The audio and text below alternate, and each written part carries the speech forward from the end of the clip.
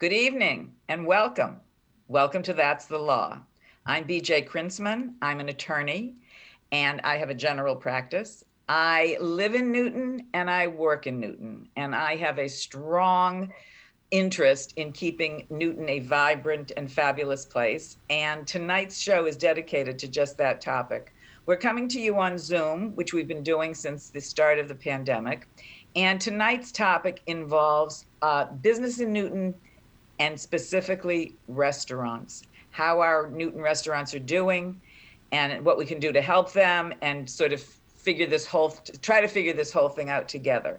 And I will say that since the start of the pandemic, I never appreciated how drastically my life was affected by restaurants, how much my social life happened there, our work lives often happen there, our networking happens at restaurants, so much of what family time together is at restaurants. So it's a very, very important topic. And I want to thank my son, Josh, who's a city councilor in New York, in Newton, because he was the one who suggested this topic. So Josh, if you're watching, thank you.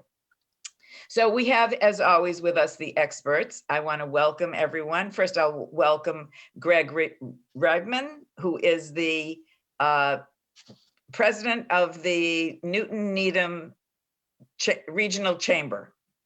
Did I get that right? You got it right, BJ. And let me just say, after all these years of watching, I'm delighted to be on your program. So thanks for having me. You're the one who's been watching. That's me. We didn't know who it was. Terrific. Thank you for coming on. Okay. We also have two restaurateurs. And by the way, Newton, I want you to know that there's no N in the word restaurateur. Everyone says restaurateur, and it's not right. It's restaurateur. So I just had to get that in because I'm crazy that way. Anyway, I want to first welcome, we've got with us Arpit. Arpit, I have your last name here. I got to find Arpit Patel, and he is the owner of Barrymore, which is a bar and restaurant in Newton Center. That's where Sabra used to be. Yep. On Piccadilly. Welcome, Arpit. Nice to have you here. Thank you. Nice to be here. And also with us, we have Kay Masterson. And Kay is one of the co-owners of Johnny's Luncheonette, which is a iconic, I guess. Actually, I go back so far that I remember when it was the Langley Delicatessen. That was before it even became Johnny's. Do you remember that? Okay. I do. I remember it well, and I'm really happy to be on your show. Oh, thanks. Thanks for coming on. All right. So anyway, we're going to talk about restaurants, but I want to put that in some kind of context. So I asked Greg if he would talk a little bit about generally how specifically Newton, but Newton-Needham businesses are doing during the pandemic. What's the deal? What's going on, Greg? Well, BJ, you said it well. I don't think any of us ever appreciated how hard our businesses are working and how much they are struggling than they have throughout the pandemic. And it's a national problem that Newton is not immune from. We are seeing statewide already 20%, maybe even more, of the restaurants around the state have closed. And our retail, especially in this pandemic, retail and the restaurants, the small mom and pop stores, have been really proven to be vulnerable in this time. Obviously, for all the reasons you can think of, it's difficult dining indoors. There's been a lot of, health and safety protocols that restaurants and retailers have had to deal with. So you have losing money, spending money in a business that's really has very thin margins. It's just been entirely challenging for anybody that's running a business right now, but especially those businesses that depend on our foot traffic. And Greg, generally, what does the chamber do? And have you pivoted to do something different during the pandemic? Right. So we pivoted in the way that we've operated, but not in our core mission, which is we are here to represent the economic and cultural vitality of our communities.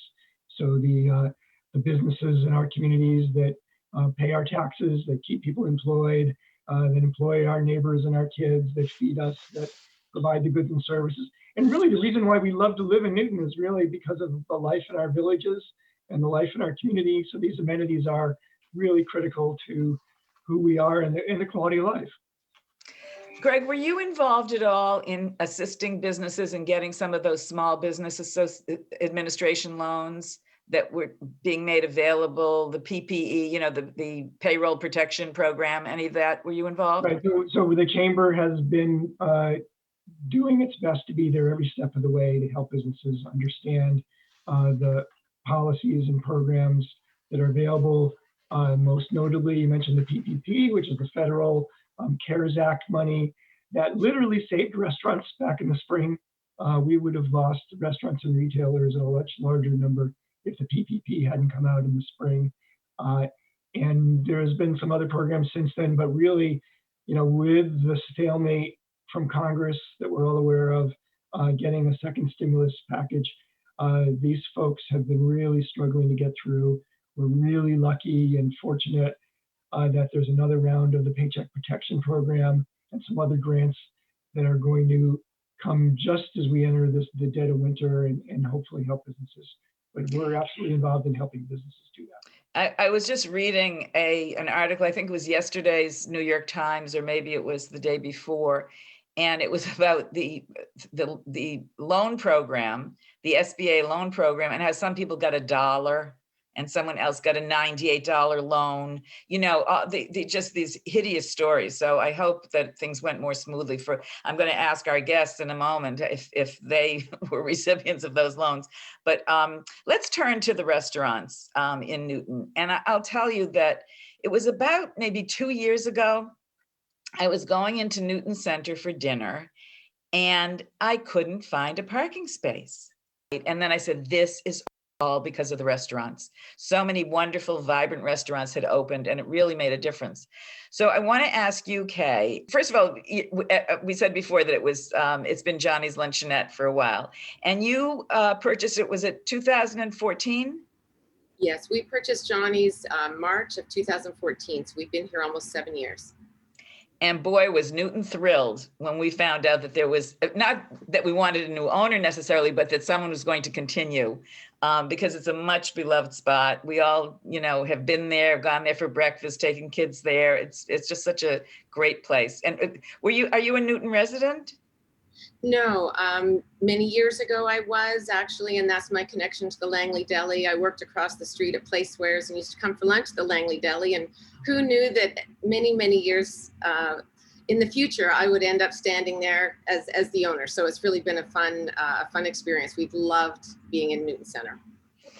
And I want to ask you, Arpit, I can't imagine what your experience has been, because you started your restaurant in 2019. Yeah. So what month? It was May 2019. So we had probably 6-7 months under our belt until we were kind of shuttered with all the dining in restrictions and whatnot. But I think what the biggest thing has been is every step of the way, every new restriction, every kind of pivot, we're basically relaunching our brand and relaunching our restaurant, because we haven't had enough time to kind of establish a well thought out clientele and whatnot. So at every moment we're just pivoting nonstop, changing the menu, changing to be more takeout friendly, you name it. I took a look at your menu in preparation for this show, and it looked to me like it's sort of bar food, but bar food plus, I would call it. Yeah, exactly. So our entire name was inspired by bar and more. So we're at a core a bar, but also doing more than just a bar. And that's not just having a scratch kitchen and elevated pub fare, but also with our charitable contributions that are some permanent fundraisers. So our entire kind of goal was to become a community staple where we can be here for the community. And obviously we do plan on, and hopefully will be here past this pandemic. Yeah. Well, I know, I'll tell you that when I went on your website and I thought I had pressed menu and to see, exactly what you were offering these days, and pages of booze and drinks and beer and liquor, I said, well, this is my kind of place, But then I realized I had pressed drinks, I think, instead of food. So it made more sense. And who's your typical clientele? What age range would you say you appeal to? So I would say it's everything. It's from like your younger crowd, like 25 to 35, to your families. We kind of appeal to everyone. So we get a lot of families and stuff early during lunch and dinner. And then as we get later into crowd, it does definitely shift a bit younger. It's mainly locals. I would say it's definitely locals for the most part. And what's your busiest time of day? Well, pre-pandemic, Thursday through Sunday. Now it's a hit or miss. We don't know when we're going to be busy. Sometimes our Thursday nights are busier than Fridays, or our Sunday day is busier than Friday night. So right now it's just really tough to anticipate demand. So hard, so hard. Kay, are you busy mostly morning until say 3 o'clock when you close, or are you open in the evenings too? We're open 2 evenings. We're open Friday and Saturday. It's important that we're open 7 days a week, and that's what we maintained. We just restricted some hours based on sales and staffing. So until 3, 5 days, and then until 8, a couple of nights. Was that the case pre-pandemic, or has that been what's happened since?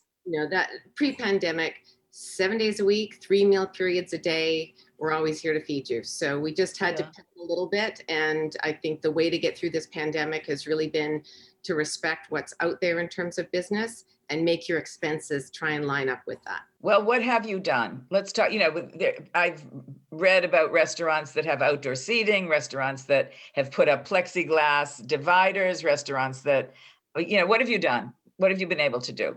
Well, we've done, like many of our wonderful local Newton restaurants, we've done everything and then tried to think up more. So we've done, all of the requirements. We've got plexiglass between our booths that people love. We did some outdoor dining space. We have a parklet out front that still had a few people at it early in January when we had a day that was in the high 40s. Got a couple of heaters out there.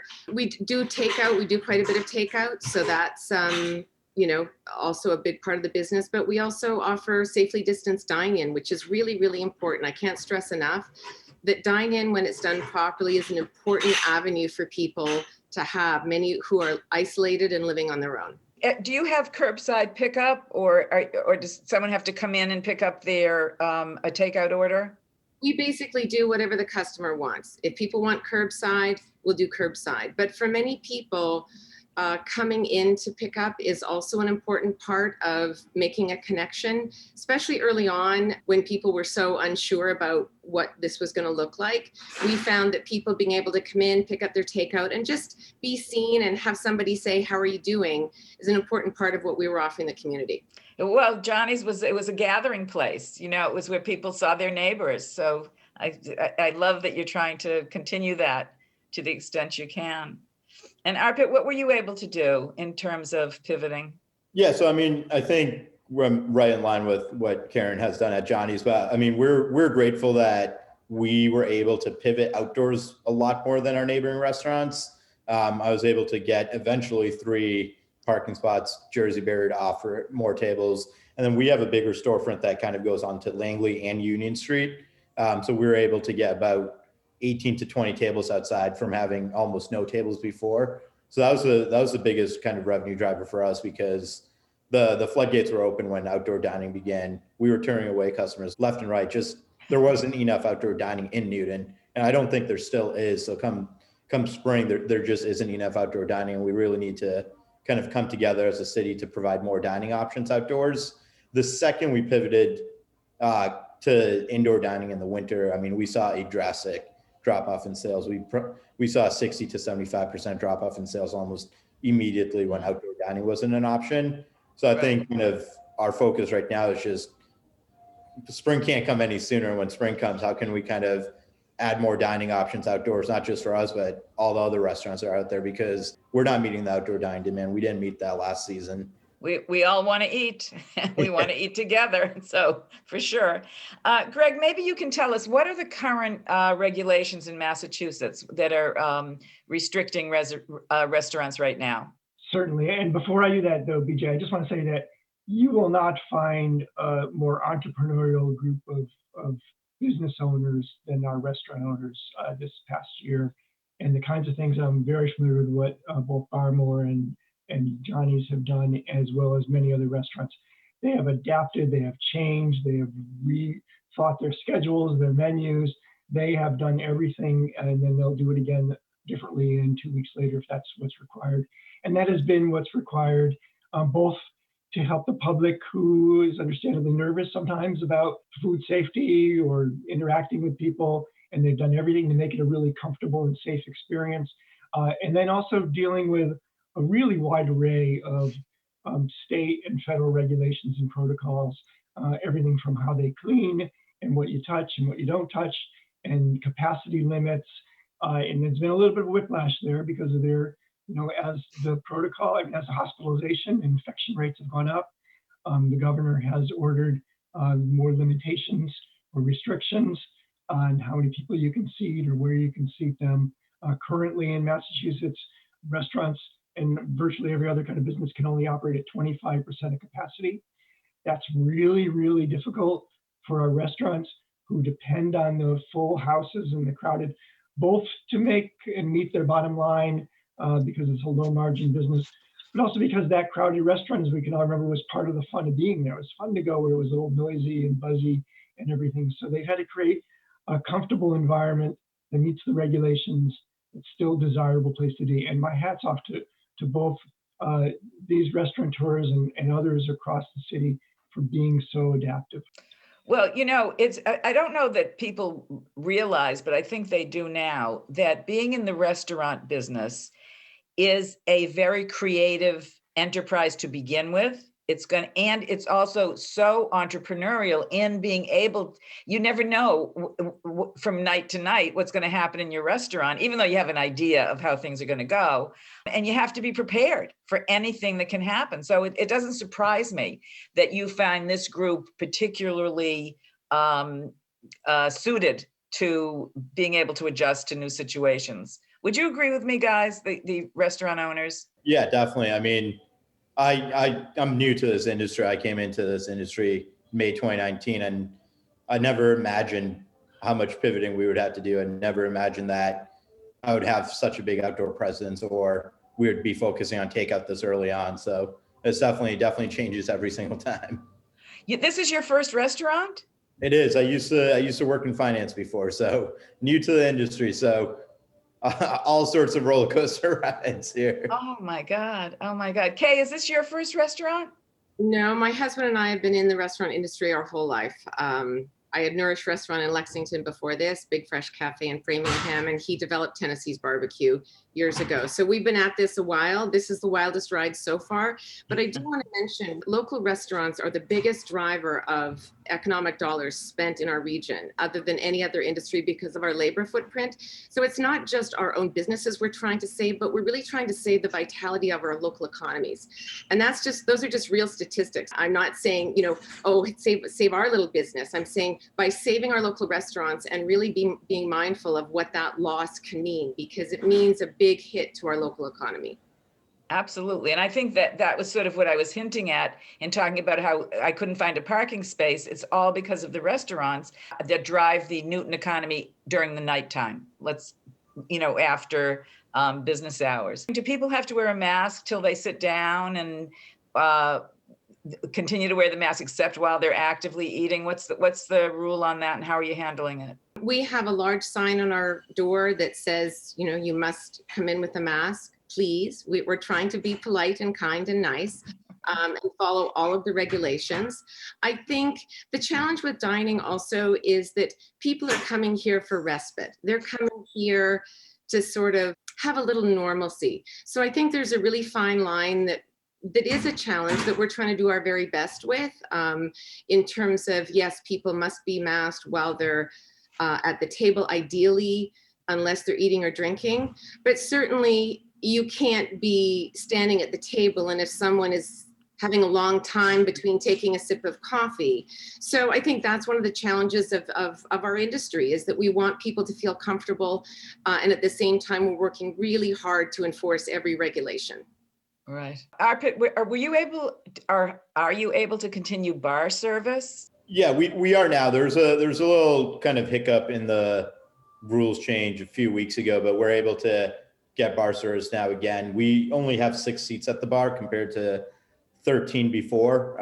We did have to obviously invest in plexiglass dividers and whatnot. But I mean, the bar seating does have demand, that's for sure. People want to sit at the bar, so yeah. We just have a few seats of twos, but 6 is nothing compared to 13, and we have 2 bars, a front and a back. So before we had about 20, 27, 28 bar seats, but now we're down to 6. Oh my God. All right. And do your restaurants close at 9:30, or do you have to stop service at 9:30? How does that work? 9:30 has to be last orders. We close at 9 p.m. just to kind of give us that buffer. And the demand just isn't there late night anyway. So I think 9:30 is absolutely the latest where you can take final orders and everyone has to be at the door by 10. So I want to ask you guys, how are you doing? I mean, is your business off 80%, 90%, 50%? If you can bear to talk about it. Yeah, I mean, I can keep going there. I mean, summer was definitely promising. It gave us kind of hope that we would be able to kind of keep going, and then immediately come kind of November, we saw probably a 60% drop off in sales. And then come December, we probably saw like an 80% drop off. And again, these are compared to our numbers when we were pretty new. And so we didn't have an established clientele. So Right. that's still already having a downward pressure. So realistically, if we were an established restaurant, our sales drop off would have been even more significant, it looks like. Okay, do your numbers sound like Arpit's? I would say up to November, we were probably 40, sometimes 50%, but probably in that range. And then we noticed a drop off after starting in December. So we're probably 30, 35%, although January, February are traditionally slower months. And, hopefully we won't have Snowmageddon or whatever that was several years ago, and people will be able to get out for takeout. So yeah, I mean, it's definitely, we need the financial resources that are being made available, and we really want to make through this so that we can all celebrate on the other side. Did you buy heaters? Did you put heaters outside?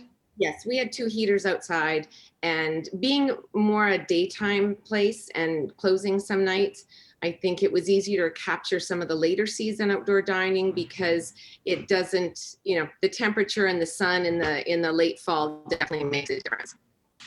And Arpit, you have heaters outside? I currently don't know. Okay. The drop off in weather is just so drastic that, like Karen said, at night it's a lot harder for those heaters to actually kind of function when it's below a certain degree. Yeah, well, I'll tell you, I go to New York a lot. I've been eating outside in New York in the middle of the winter for years. They were onto this. We were on the sidewalks with, and this is before the pandemic, with the heaters going. Anyway, I want to ask you how you've done with your employees. Have you furloughed them? Have you had to lay people off? How do you even know how many people to have on any given night? And also whether you could continue their healthcare coverage or other benefits while this has been going on? We have a core group that we've had. I mean, it's hard to imagine that we're actually talking about this being a year now, right? It's that we've had a core group, both front and back of the house, that have managed through this. And fortunately for us, because much of our staff, we have students, we have some people who might be working just 1 or 2 shifts a week.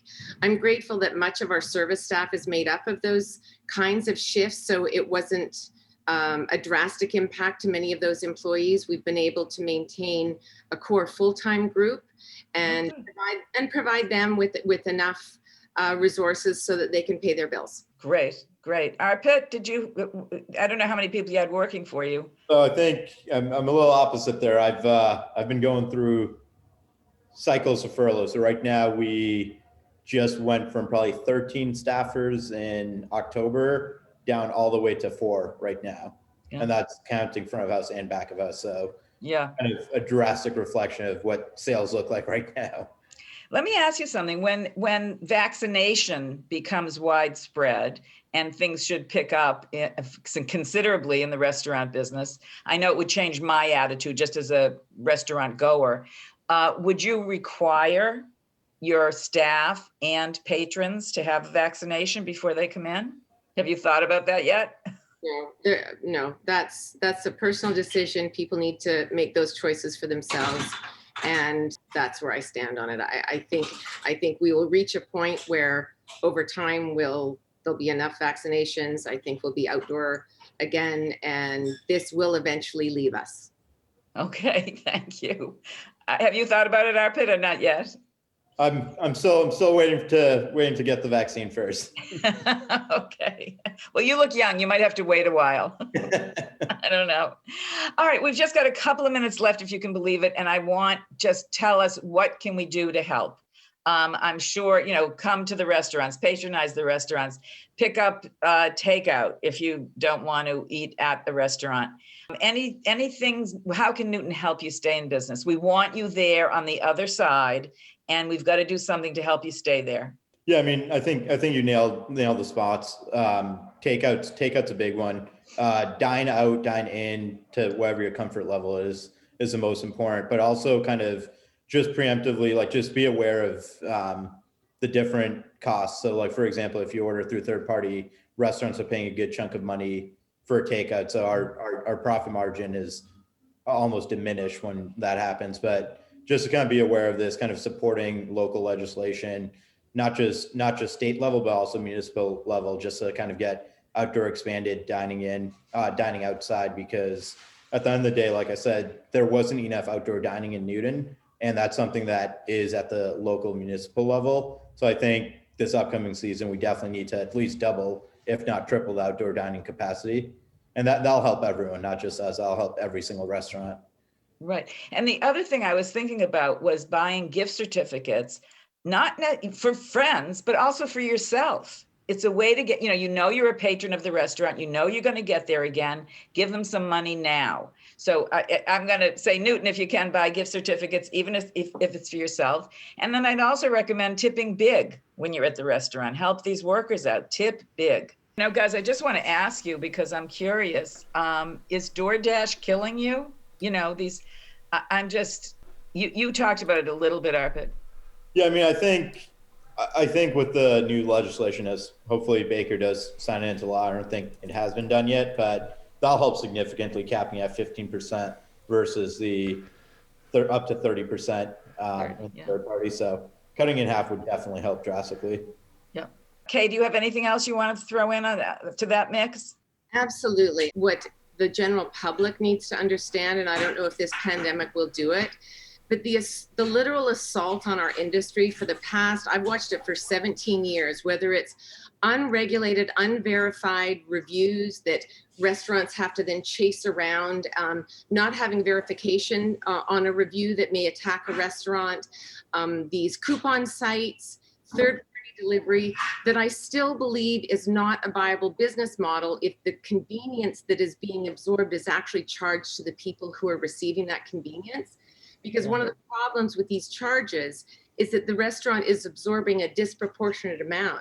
People are thinking, this is awesome, I get food delivered to my door, but they're not absorbing the full cost of that. And so as somebody who's been in this my whole life, I'm just so appalled at the cuts that keep coming at our industry, and we're just supposed to absorb them and absorb them and absorb them.